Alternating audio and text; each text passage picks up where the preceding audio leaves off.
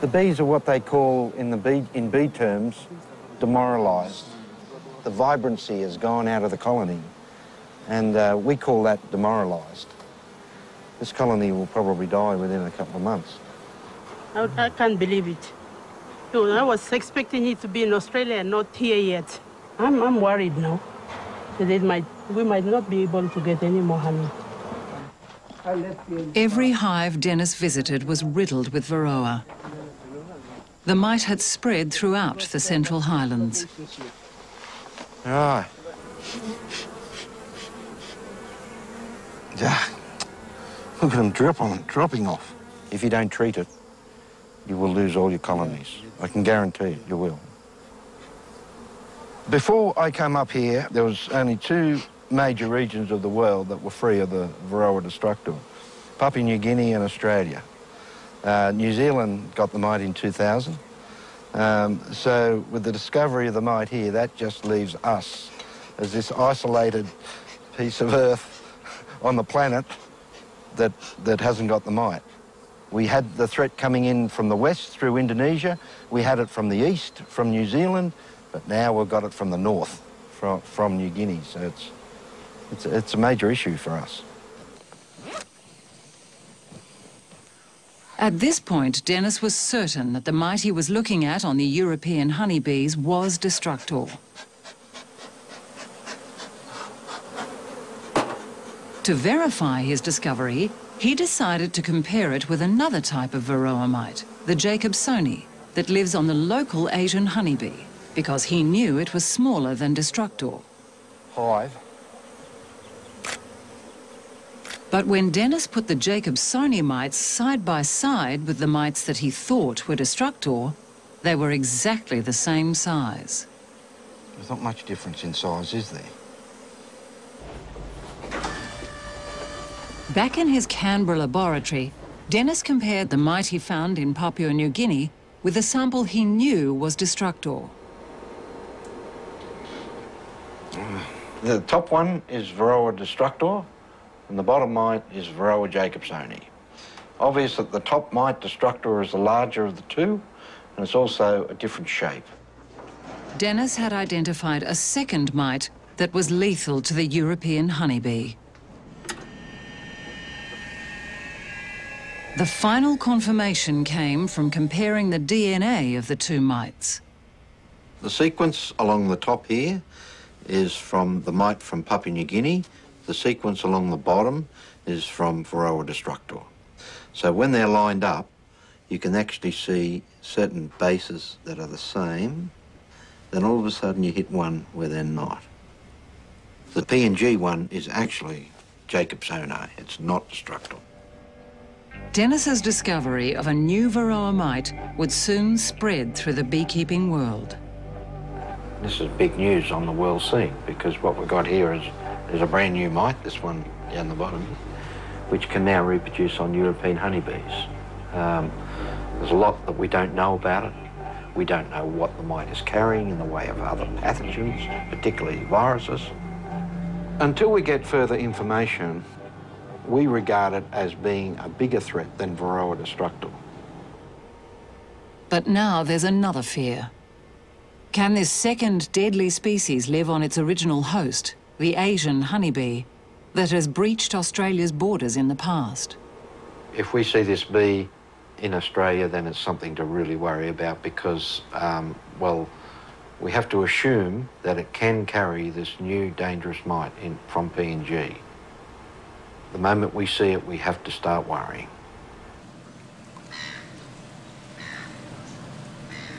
In 2007, far north Queensland had an incursion of Apis cerana, the Asian honeybee. The first nest was found in the mast of a ship that came through this port. Since then, nests have been found and destroyed across the city. Got 17 all up already, scattered on a larger area than we thought they'd ever do. Had nothing for a while, and then bang, we found another one. Okay, this is the area where we've got them here now. So let's have a look and see what we've got. Oh, okay. Wim de Jong heads the biosecurity team that is attempting to track down and destroy the incursion. What's that little fella there? This one here. That one. That's Sarana. But they were coming up over the top there. Yeah, so heading through here, then over the top of that. Okay. So just about... This team is beelining, putting out sugar stations to attract the bees. See, there you go. There's two that way now. The stations are then moved in the direction the bees are flying back to their nests. They go up the road that way. They keep on going that way. Then we'll start timing them. And we time every bee. Just see how far he goes and how long he takes to get back. It can take weeks to locate and destroy a nest. There's two Sarana there now. If the team doesn't find the nest in time, the bees will swarm and create new nests, and the incursion will get out of control. I've been at this over a year now, but it still excites me every time I get on the track of one. It's quite interesting. I think, gotcha, you didn't outsmart me after all. Don't let him get away from you.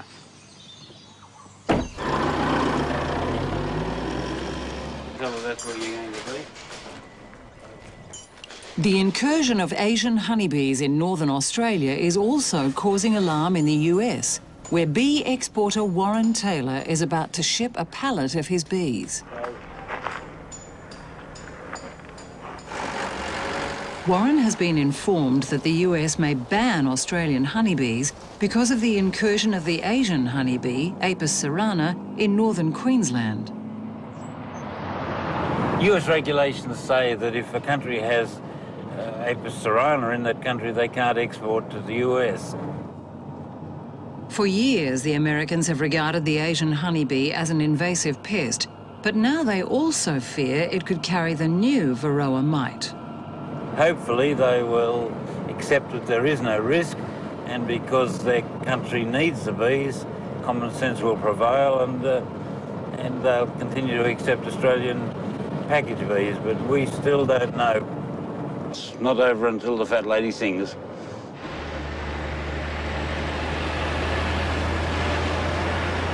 The bees are going to go to San Francisco, so they've got about a 14-hour flight, Sydney-San Francisco, and then our agent, he'll meet the flight, check the arrival conditions, and pass them on to the buyer. Well, at the moment, we're fitting dry ice into the middle of the pallet just to keep the bees cool. They generate a lot of heat, so we're putting 100 kilos of dry ice in there to keep them cool. The survival of these honeybees now hangs in the balance. Their fate will be determined by the US Department of Agriculture, which has not yet decided whether to permit Australian honeybees into the country. Well, the US authorities have warned us that if the bees are in the air in transit and the law changes, then they will be destroyed when they arrive in California. We hope it doesn't happen, but it could happen.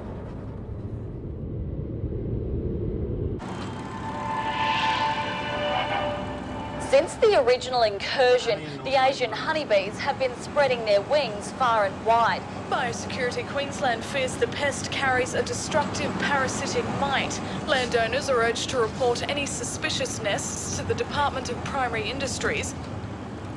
Since a public awareness campaign began, Wim de Jong has been flooded with calls about possible sightings of the Asian honeybee that could carry the deadly new Jacobsoni mite. One block up to my left is where you are. And they definitely look like Asian to you?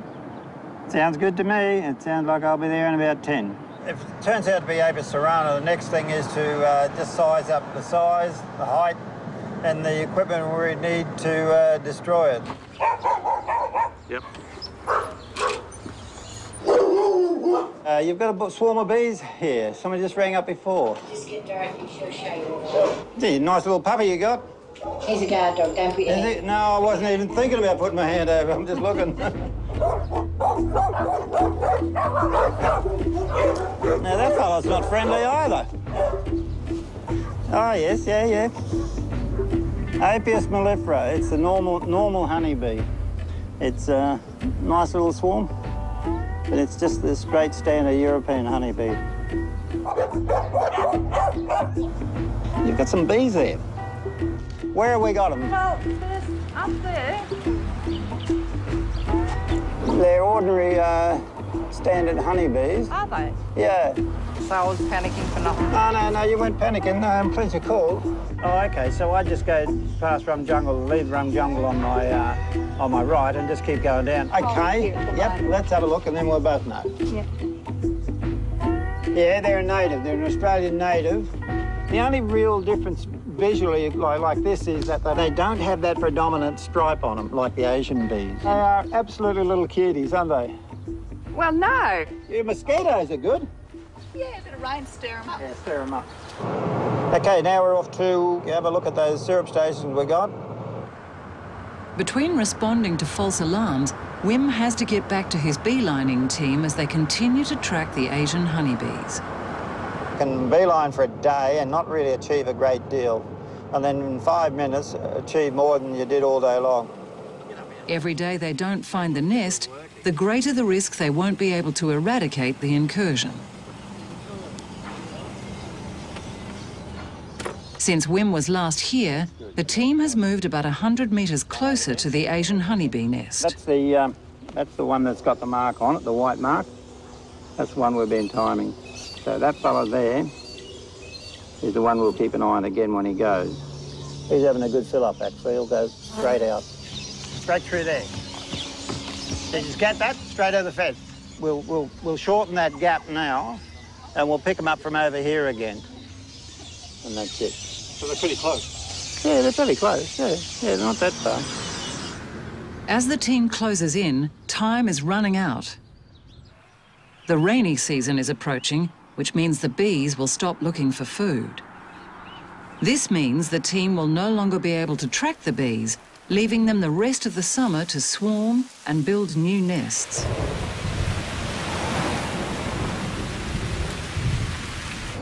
Miles of visibility, calm winds, and right now the temperature's 54 degrees. Look at this mountain over here. With Varroa destructor still the biggest enemy of beekeepers in the US, Dennis has been invited to speak at the American Federation of Beekeepers Convention in Reno, Nevada.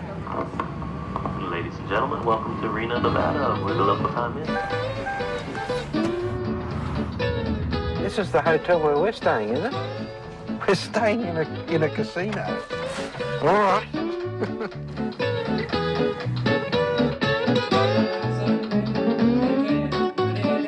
I got 7 out of 10 and 5, 7 and a half. One time, 27 and a half. It's only 250.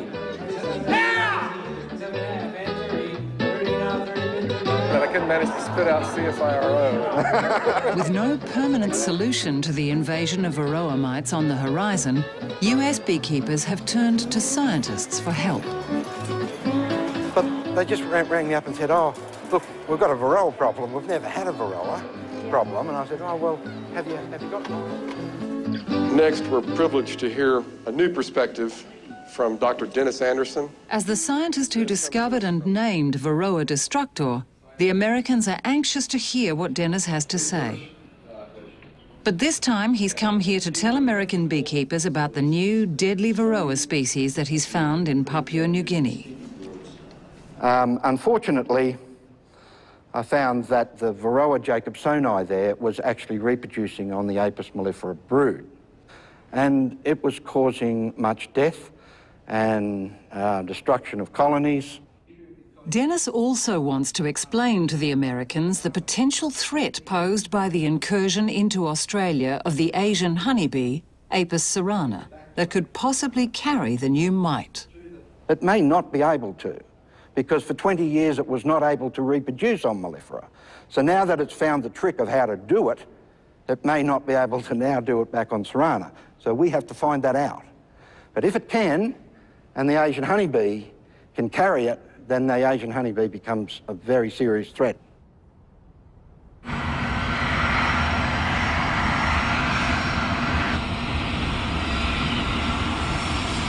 For the time being, at least, the US Department of Agriculture decided to allow European honeybees from Australia into the country. With the California almond pollination season about to begin, 40 billion honeybees are required in the orchards. That one there. Yeah, they look to be in great condition. Great condition, yeah, they're looking good.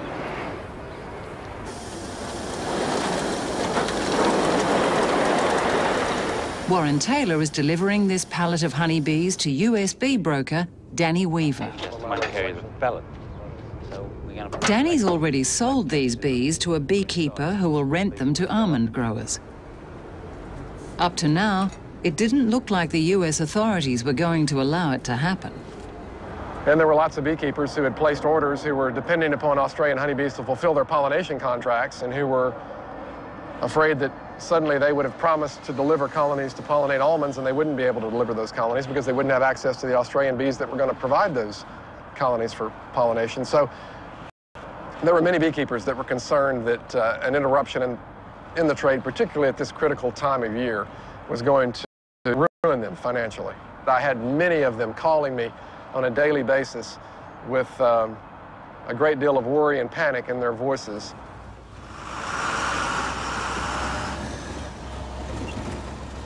Warren's bees are being sent 300 kilometers south of San Francisco to a beekeeper in the Central Valley whose hives have been decimated by Varroa destructor.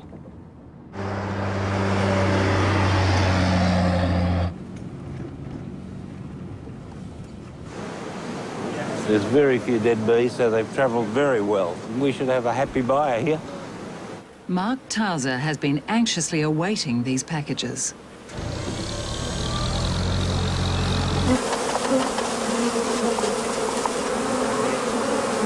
His business has nearly been wiped out by Varroa destructor. A few years ago, he lost almost 6,000 hives, and this past year hasn't been much better. It just went through like the flu. And you know, like we had like 800 hives in one area, and there's like 24 left now. Yeah.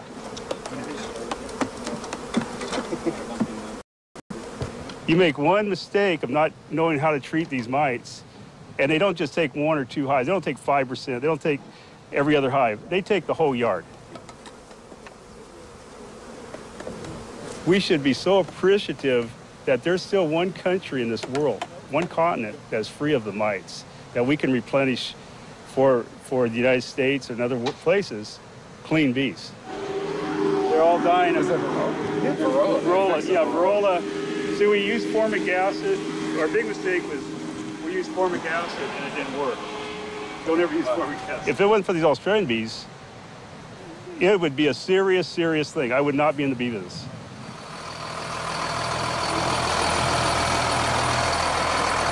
These clean Australian honeybees are on their way to the almond orchards, where they are destined to become infected with Varroa destructor.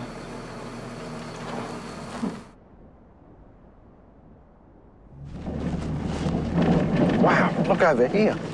While he was in the US, Dennis was told that Varroa destructor was infecting one of the larger apiaries in the Central Valley. There must be 2,000 hives in there alone. Probably 2,000 hives there. Another 2,000 here.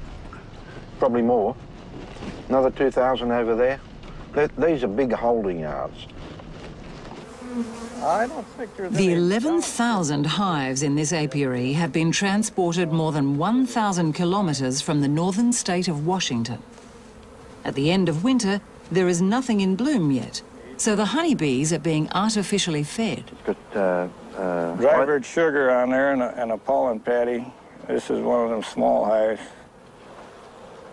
It really went bad. It's a bit spotty to me. There's something going on in there, and I'd suspect that's Varroa. There's a Varroa. There's one, yeah. He's got one. Just,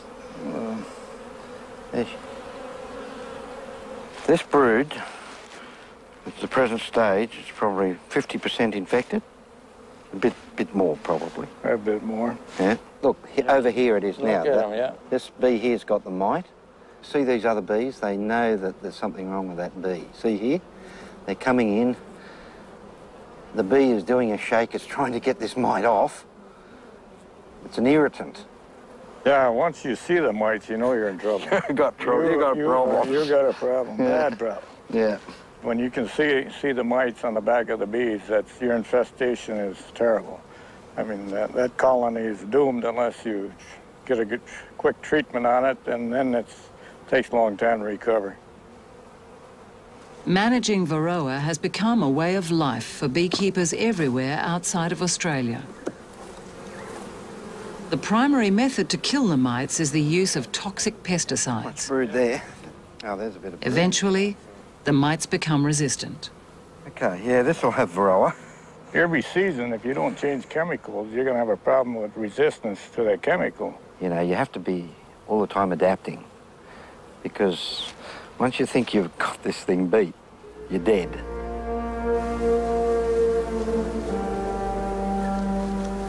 Now, in addition to Varroa, a devastating new syndrome has been spreading around the world called colony collapse disorder.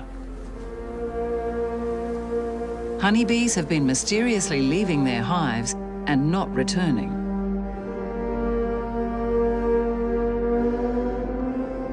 Suspects for colony collapse disorder include viruses, fungi, and pesticides. But Dennis Anderson believes the primary culprit remains Varroa destructor. All the major problems that we get in honeybees at the present time are really underpinned by Varroa.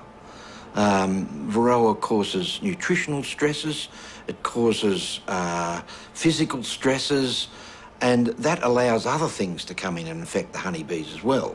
But underpinning it all is this damn parasitic mite. Soon, hives will take part in the biggest pollination event on the planet, the Central Valley almond season. It's part of a system of industrial agriculture unparalleled anywhere in the world. But for the honeybees, Varroa destructor isn't all they'll have to contend with. Their natural habitat has been destroyed. The soil is drenched with agricultural chemicals, and the farmlands have become breeding grounds for disease. When you get here, you see the extent of this. This is a huge area of agriculture of one particular crop, almonds, miles after miles, as far as you can see, from here to the horizon, in every direction. There's not a flower. You can't see a flower. You can't even see a rosebud out here, which is an artificial flower. You can't see a daisy. There's nothing out there. No beekeeper in his right mind would bring bees out here. There is just nothing for bees. These orchards also create the perfect storm for the spread of disease. An environment like this is really good for pathogen dispersal, because you're bringing bees from different areas into one single location, mixing them all up, and then you're taking them back out and dispersing them again. If somebody brings in hives and they got mites, the mites will spread in amongst all these colonies here and be dispersed. I feel sorry for the Australian bees coming in here. They must wonder what the hell hit them when they arrive here after leaving a pristine environment in comparison to this. They're just here on a short-term working visa, let's say that. And but there's no going home at the end of it. I'm sorry, girls, you know, you're doomed.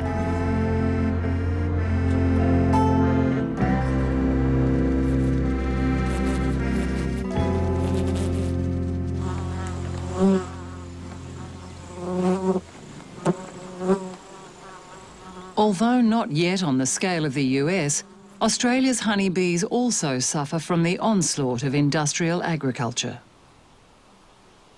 We've had significant bee kill in this region through an insecticide that was inappropriate, shouldn't have been used, and killed around 50 hives. For Julian Wolfhagen and thousands of other Australian beekeepers, the landscape is increasingly toxic. I mean, it's treated with herbicides, insecticides. It's the insecticides that we're most concerned about. you know, you wouldn't bring bees here for, you know, the bees' own sakes. You'd stay out of the place.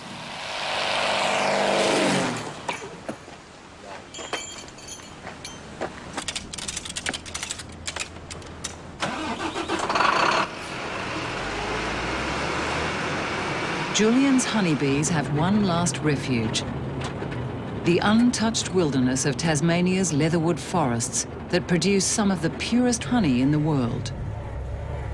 The forest we're going into date back to the dawn of time. Basically, some of the forest, particularly the leatherwood, is a tree that is a Gondwana species that really hasn't changed much since, well, 65 million plus years. But the future of these remote forests and the natural habitat they provide for honeybees is now being threatened by another kind of industrial agriculture, wood chip plantations. Because they're monocultures, they tend to have to be sprayed again with herbicides and insecticides, which so not only do we have a loss of bee forage range, we also have an increasingly toxic landscape. It's just tragic, really. Yeah, here's the protest. This is the protest for the forest. Yeah. Here's the road that they're trying to block. This is where the people that care are making their stand.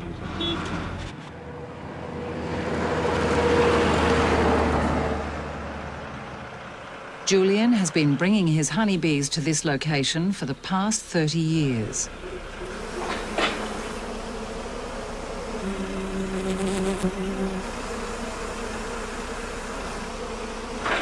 Over the 2-month season, they'll produce 150 tonnes of pure leatherwood honey.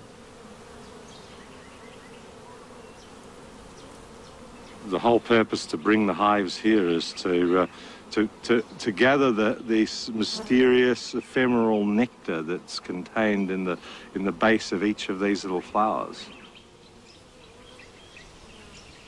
Julian's apiary site is still far enough away from the logging plantations so that his honeybees can roam these pristine forests. But just up the road from Julian's site, the rapidly expanding logging industry is beginning to encroach on the honeybees' habitat. They'll probably have it boomed off, so we can't get in there. I'm not sure. Just hope the hell I can get back out. The gate's open. This was some of our leatherwood production forest. But you're going to see what happens to it. Excuse me. All the diversity's been lost. You can see it's just lying here. These are leatherwood trees, just left to be burnt. This is some of the leatherwood. This is a remnant of what would have been what's produced honey for us for the last, well, 30 years. It's all here, finished, gone, ostensibly for all time. Now, it was a very good leatherwood-rich area. We fought very hard to try and have this stopped, but they wouldn't listen. The money in logging is, in the logging lobby is too great. To do this, it only takes 3 weeks to cause this. You know, to destroy what has taken evolution all of time. Today, only a quarter of Tasmania's old-growth forests remain. And across the planet, natural habitat for honeybees is disappearing.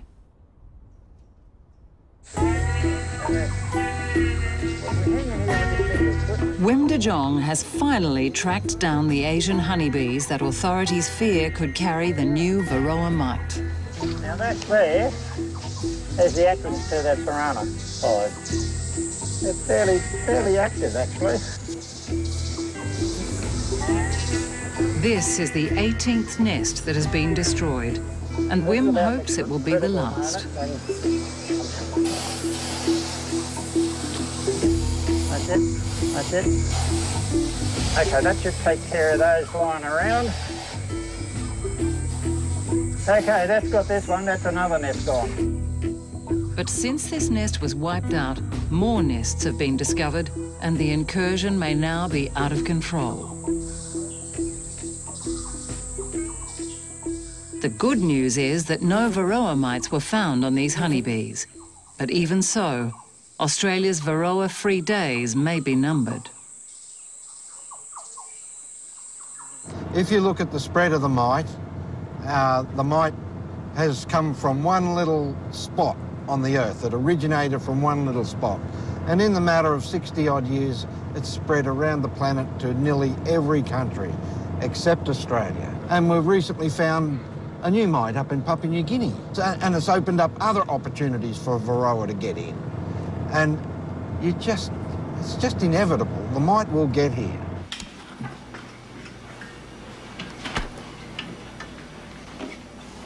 For now, at least, the only Varroa mites in Australia are the frozen samples in the refrigerator of Dennis Anderson's lab. Well, in here I keep all my samples. Now, this carries the biggest collection of Varroa mites anywhere in the world here. The latest count, I'm up to about 800.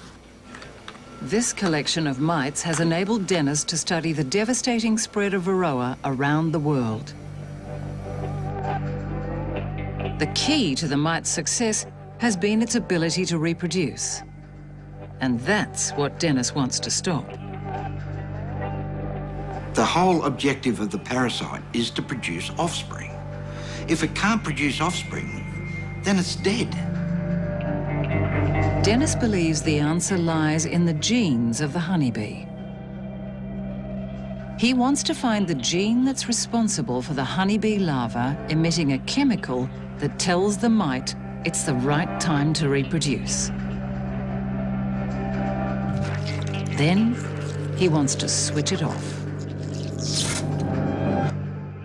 Here we've got a case of a parasite, which is not a native host of the European honeybee. It's moved in from another bee species, and it's just hanging by a thread, really.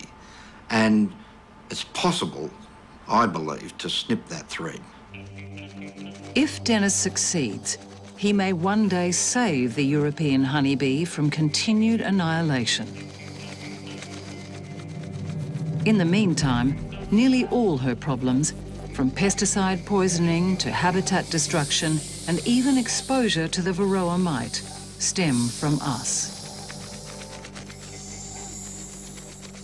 Most of the problems that we have with the European honeybee around the planet are the result of human behaviour.